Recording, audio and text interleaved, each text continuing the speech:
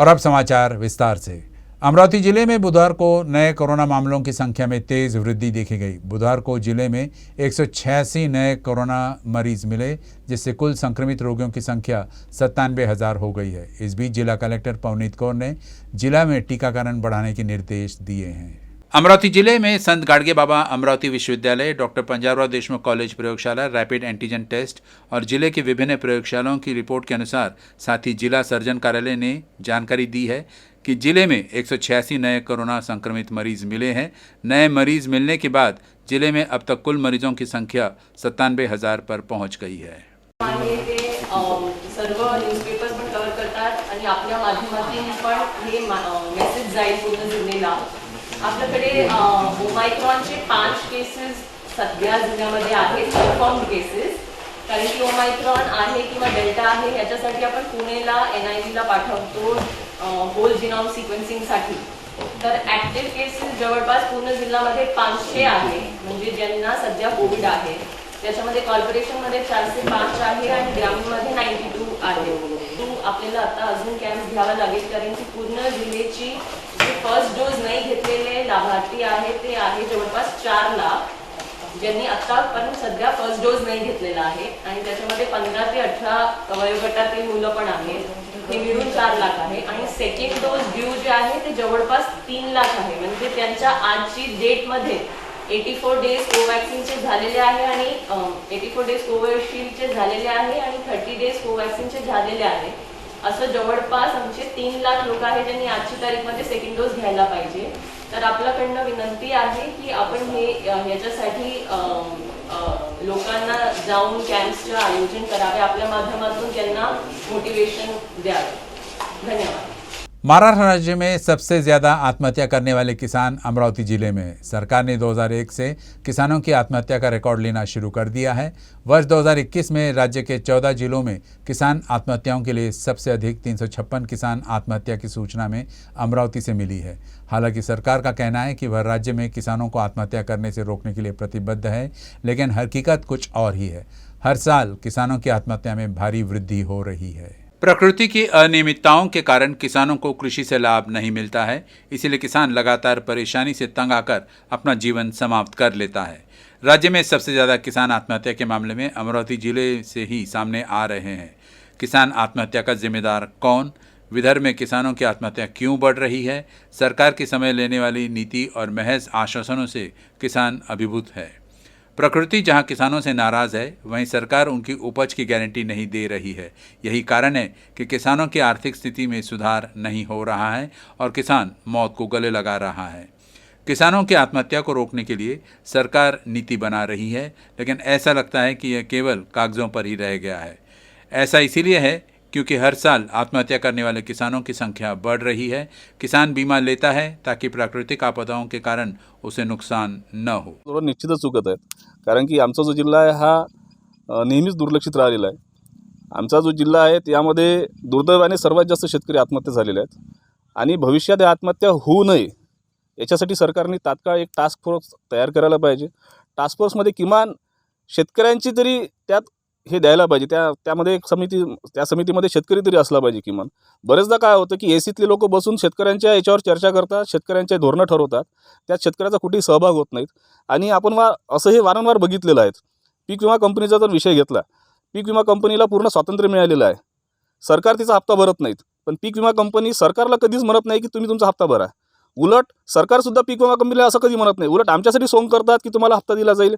गारपीट येतोय, अवकाळी येतोय, जे काही कारणं येतात त्यावेळेस पीक विमा एकीकडे पीक विमा कंपनीला जबाबदार धरायचं, पण हे स्वतःची जी जबाबदारी आहे ती पूर्णपणे पार पडत नाही। त्याच्यामुळे त्याच्यात आमचं नुकसान होतं, शेतकरी नैराश्यात जातो आणि त्यातून मग त्याला आत्महत्या करण्याशिवाय पर्याय राहत नाही। बँकांचा विषय आहे, कुठल्याच बँकेचं उद्दिष्ट पूर्ण होत नाहीत। सरकार फक्त घोषणा करते की पीक कर्ज जर तुम्हाला नाकारत असेल तर आम्ही गुन्हा दाखल करतो, पण तसे प्रकार आमच्या भागात तरी झालेले नाही आहे, कुठे गुन्हा दाखल झालेला नाही आहे। शेतकऱ्यांना निव्वळ आश्वासन दिलं जातं आणि या अनुषंगाने शेतकऱ्याला आत्महत्या केल्याशिवाय पर्याय राहत नाही। झोपलेल्या उद्धव ठाकरे सरकारमुळे विदर्भातले शेतकरी खरोखर हतबल झालेले आहेत आणि विदर्भातल्या पश्चिम विदर्भामध्ये 1153 शेतकऱ्यांनी या जून महिन्यापासून स्वतःचा जीव संपवला आहे। अमरावती जिल्ह्यामध्ये तर 356 शेतकऱ्यांनी आत्महत्या केलेल्या आहे. कारण अवकाळी आलेला पाऊस, अतिवृष्टी आणि त्यानंतर सरकारची कोणतीच मदत नाही, पीक विमासुद्धा मिळाला नाही. एवढंच काय तर अनेक शेतकऱ्यांना पंतप्रधान जे 2,000 रुपये देतात ते सुद्धा त्यांच्या खात्यात देण्यासाठी यंत्रणा सक्षम केलेली नाही. म्हणजे सरकारनी, राज्य सरकारनी कोणतीही मदत या शेतकऱ्यांना दिली नहीं।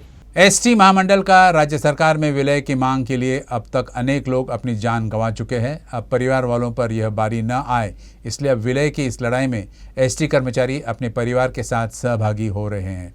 अमरावती में एसटी कर्मचारी अपने परिवार के साथ प्रदर्शन किए।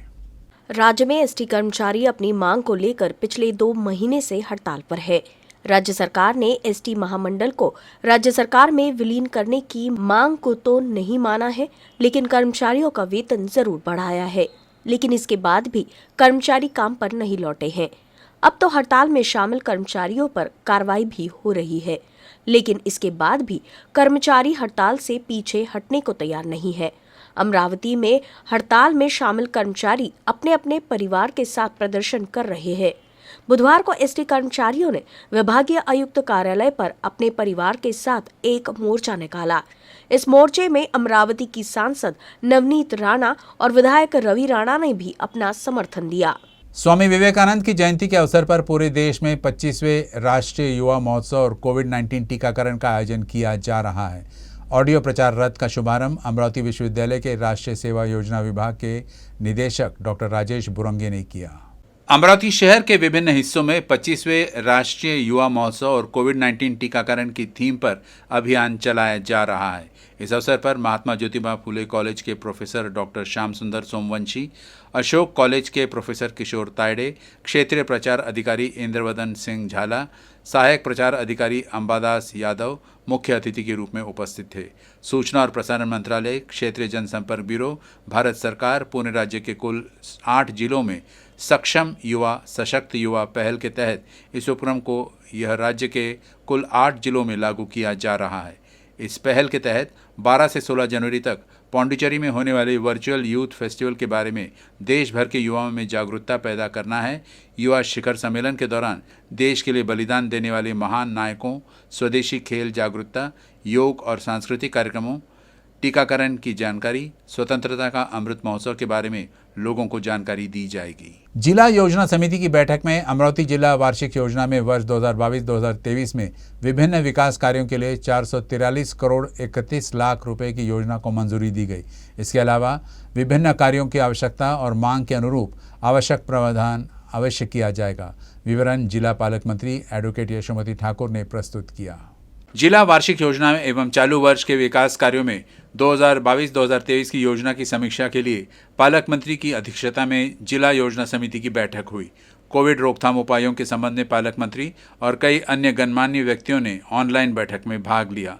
जल संसाधन राज्य मंत्री बच्चू कडू, रामदास तड़स, विधायक सुलभाताई खोड़के, विधायक बलवंतराव वानखेड़े, विधायक राजकुमार पटेल, विधायक देवेंद्र भोयर, विधायक प्रताप अड़सठ, विधायक किरण सरनाइक, जिला परिषद अध्यक्ष बबलू भाऊ देशमुख, मेयर चेतन गावंडे, कलेक्टर पवनीत कौर, मुख्य कार्यपालन अधिकारी अविष्यंत पांडा, नगर आयुक्त प्रवीण आष्टेकर सहित सभी विभागों के अधिकारी मौजूद रहे। बैठक में जिला वार्षिक योजना वर्ष 2022-2023 में 260 करोड़ 56 लाख, अनुसूचित जाति उपयोजना में 101 करोड़ 20 लाख और आदिवासी उपयोजना में 81 करोड़ 55 लाख करोड़ को स्वीकृति दी गई। मेलघाट सहित जिले के हर तहसील में विकास कार्यों को योजना में शामिल किया गया है। इसी प्रकार सभी जनप्रतिनिधियों और समिति सदस्यों की मांगों को ध्यान में रखते हुए आवश्यक प्रावधान किए जाएंगे। पालक मंत्री ने आश्वासन दिया कि विकास कार्यों के लिए धन की कमी नहीं होगी। साथ ही उन्होंने भरोसा दिलाया कि कोई भी कार्य लंबित नहीं होना चाहिए। पालक मंत्री ने प्रशासन को हर काम मिशन मोड पर पूरा करने का निर्देश दिया है।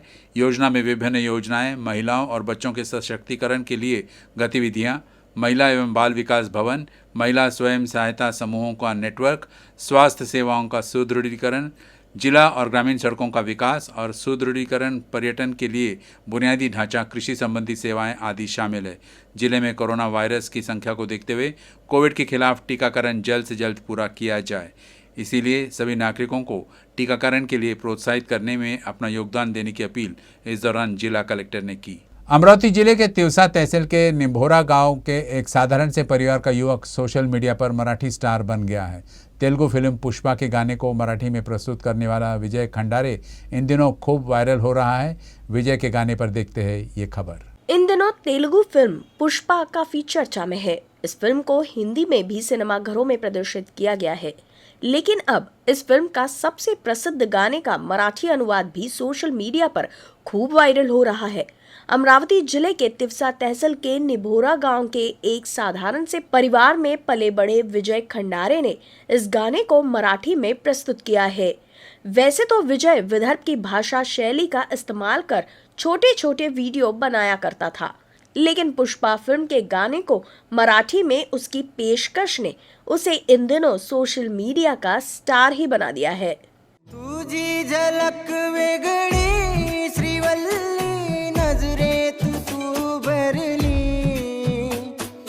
तुझी झलक वेगळी श्रीवल्ली काळजात तू रुतली।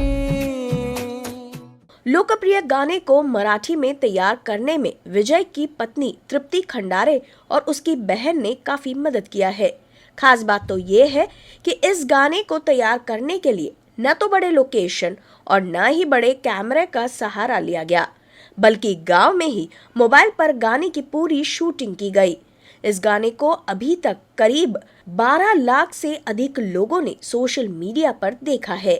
चित्रपट रिलीज व्हायच्या अगोदर, पुष्पा चित्रपट रिलीज व्हायच्या अगोदर ते गाणं आलं श्रीवल्लीचं तेलुगू भाषेतलं, आणि त्याच्या 2 दिवसानंतर बाकीचे 3 व्हर्जन भाषेतले रिलीज झाले आणि ऐकायला खूप चांगलं वाटत होतं। तर मग मला वाटलं की 4 भाषेत आलं बा, मग मराठीत का नाही। तर मग मी सहज असं लिहायला बसलो गाणं आणि 2-3 तासामध्ये मी ते गाणं कंप्लीट केलं। मग थोडं चांगलं वाटलं। मी म्हटलं आईलाच म्हटलं रेकॉर्ड करतो म्हटलं गाणं रेकॉर्डिंग, आणि स्टुडिओमध्ये रेकॉर्डिंग झाल्यानंतर आता आम्ही 2 महिन्यानंतर व्हिडिओ शूट करून आम्ही आता ते गाणं सोडलं यूट्यूबवर, आणि त्या गाण्याला खूप म्हणजे असं प्रेम मिळालं लोकांकडून आणि संपूर्ण महाराष्ट्रभर गाणं वाजून राहिलं। विधायक रवि राणा के युवा स्वाभिमान संगठन के सैकड़ों कार्यकर्ताओं ने आधी रात को अमरावती शहर के राजापेट फ्लाईओवर पर छत्रपति शिवाजी महाराज का पुतला बिना अनुमति के स्थापित किया, जिस वजह से पूरा परिसर पुलिस छावनी में तब्दील हो गया। अमरावती शहर में हाल ही में शुरू हुए राजापेट फ्लाईओवर पर पहले भी बहुत राजनीति हुई है। वहीं अब विधायक रवि राणा की युवा स्वाभिमान पार्टी द्वारा मंगलवार रात 2 से 3 बजे के बीच शिवाजी महाराज के पुतले को विधायक राणा की उपस्थिति में स्थापित किया गया। इस बात की जानकारी मिलते ही रात 3 बजे से आसपास बड़ी मात्रा में पुलिस दल वहां तैनात हो गया। राजापेट थाना निरीक्षक मनीष ठाकरे ने विधायक राणा से चर्चा की। ये देखना दिलचस्प होगा कि आज इस मामले में पुलिस की क्या भूमिका होगी, लेकिन इस पुतले से एक बार फिर शहर की राजनीति गर्मा जाएगी, ये निश्चित है। सर्दियों के मौसम की शुरुआत के बाद भी मेलघाट के चिखलदरा और धारनी तहसील में बादल छाए रहने के कारण कड़ाके की ठंड का एहसास नहीं हुआ है, लेकिन अब बादल छाए रहने के बावजूद ठंड में काफ़ी इजाफा हुआ है, जिस वजह से इन दिनों मेलघाट हिल स्टेशन में तब्दील हो गया है, जो कि एक बेहद ही सुखद अनुभव है। प्राकृतिक संसाधनों से समृद्ध मेलघाट में भारी बारिश के बाद गुलाबी ठंडी का आगमन हुआ है। सुबह के समय छाने वाला घना कोहरा मॉर्निंग वॉक प्रेमियों के लिए एक सुखद अनुभव करा रहा है। मेलघाट के गांव में सुबह शुद्ध और प्रफुल्लित वातावरण के निर्माण से नागरिकों को सुबह टहलते हुए शुद्ध ऑक्सीजन मिल रहा है। स्वास्थ्य की दृष्टि से ये शुद्ध हवा बेहद लाभदायी है। कहीं घने जंगल तो कहीं खेतों से बहने वाली शुद्ध हवा शहर में नहीं मिल पाती, और इसी वजह से शहरी नागरिक मेलघाट जैसे प्राकृतिक संसाधनों से परिपूर्ण जगहों पर बड़ी संख्या में भेंट देते हैं। इस साल मेलघाट के गांव में सुबह और दिन में भी कड़ाके की ठंड पड़ रही है, तो वहीं आने वाले कुछ दिनों में ठंड में और अधिक इजाफा होने की संभावना है। अमरावती जिले के गुरुकुंज मोजरी में पक्की सड़कों का अभाव है। पक्की सड़कें नहीं होने के कारण यहाँ के किसानों का इंतजार काफ़ी मुश्किल होता है। इसीलिए किसान सड़क की मरम्मत की मांग को लेकर तहसील कार्यालय पहुँच गए। अच्छी सड़क की आस में गुरुकुंज में कई किसानों को इसका खामियाजा भुगतना पड़ रहा है। खराब सड़क होने से पिछले कुछ वर्षों में अचानक खेत बंद हो जाने के कारण गुरुकुंज में कई किसानों को कच्ची सड़कों से खेत में जाना पड़ रहा है। लिहाजा गुरुकुंज में कई किसानों ने तहसीलदार को निवेदन देकर खेत की ओर जाने वाली सड़कों पर चलने योग्य और मरम्मत कराने की मांग की है। एक तरफ सरकार द्वारा किसानों के हित में चलाई जा रही कई योजनाएं हैं, तो वहीं दूसरी ओर पक्की सड़कें न होने के कारण क्या सरकार इस ओर कोई ध्यान देगी, यह एक बड़ा सवाल है। हाल ही में एक ऐसा मामला सामने आया है जिसमें एक दैनिक जनमाध्यम अखबार के उप संपादक और समाचार निदेशक को गुटखा से संबंधित समाचार प्रकाशित करने पर पुलिस अधिकारी ने धमकी दी थी। इस घटना का मंगलवार को शहर के सभी पत्रकारों ने कड़ा विरोध किया। इस संबंध में बुधवार को संभागीय आयुक्त और जिला कलेक्टर को निवेदन भी दिया गया और अब इस संबंध में पुलिस में शिकायत दर्ज कराई जाएगी। पुलिस अधिकारियों द्वारा की गई धमकियों का विवरण मीडिया में प्रकाशित किया गया था। इसमें हुई सभी घटनाओं को प्रस्तुत किया गया। इससे समाचार पत्र उद्योग में गंभीर असंतोष पैदा हो गया है। इस पर कड़ा रुख अख्तियार करने के लिए शहर के तमाम पत्रकारों की मंगलवार को सिटी न्यूज़ कार्यालय में बैठक हुई। बैठक में वरिष्ठ संपादक दिलीप एड़तकर, प्रदीप देशपांडे, मराठी प्रेस परिषद के अध्यक्ष अनिल अग्रवाल, अमरावती श्रमिक पत्रकार संगठन के अध्यक्ष गोपाल हरने और चंदू सजोतिया उपस्थित थे। बैठक में शहर के प्रिंट मीडिया और समाचार चैनलों के प्रतिनिधियों ने बड़ी संख्या में भाग लिया। रिपोर्ट पर कोई आपत्ति होने पर पुलिस अधिकारियों से आगे के बयान देने की उम्मीद की गई थी। हालांकि उन सभी ने सर्वसम्मति से विरोध किया कि ऐसा किए बिना डराना धमकाना एक गंभीर मामला है। इस मामले में सभी पत्रकारों ने मीडिया के पीछे मजबूती से खड़े होने का फैसला किया है और 4 प्रस्ताव पारित किए। इनमें विरोध के साथ बयान दर्ज कराना, शिकायत दर्ज कराना, मुख्यमंत्री, गृह मंत्री, पालक मंत्री से मिलना और उन्हें घटना की जानकारी देना शामिल है। पोलीस आणि पत्रकार हे काही एकमेकांचे शत्रू नाहीत। पोलिसांच्या प्रशासनाला नेहमीच पत्रकारांनी सहकार्य केलेलं आहे। त्यांच्या सर्वच कार्यवाहीला आम्ही सर्व प्रसिद्धी देत असतो। असं असताना आपल्याच एका पोलीस प्रशासन आणि पत्रकार हे खरं म्हणजे या व्यवस्थेचे 2 चाकच आहेत इथे प्रशासकीय व्यवस्थेचे। असं असताना काही चुकलं असेल पत्रकारांचं तर एका सरळ साध्या सोप्या भाषेत जरी आम्हाला सांगितलं असतं तर आम्ही त्या बातमीमध्ये जर काही घडलं असतं, चुकीचं काही असतं तर त्याचा खुलासा केला असता। पण ते एकदमच धमकीवजा भाषा ही वरिष्ठ स्तरावरील अधिकाऱ्यांना शोभत नाही।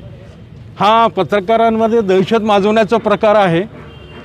त्यामुळे पोलिसांनी जे काही पाऊल उचललं वरिष्ठ अधिकाऱ्यांनी, महानिरीक्षक आणि इथल्या पोलीस आयुक्तांनी, त्याबद्दल आम्हाला दुःख होतं, खंत वाटते की ज्यांच्यासोबत आम्ही काम करायला पाहिजे तेच आमच्या अंगावर येत आहेत। त्यामुळे पोलिसांमध्ये दहशत पसरवण्याचा प्रयत्न करू नका, तो आम्ही खपवून घेणार नाही। न्यूज़ रूम से बस इतना ही, लेकिन खबरों का सिलसिला आगे भी जारी रहेगा। आप देखते रहिएगा UCN अमरावती न्यूज़।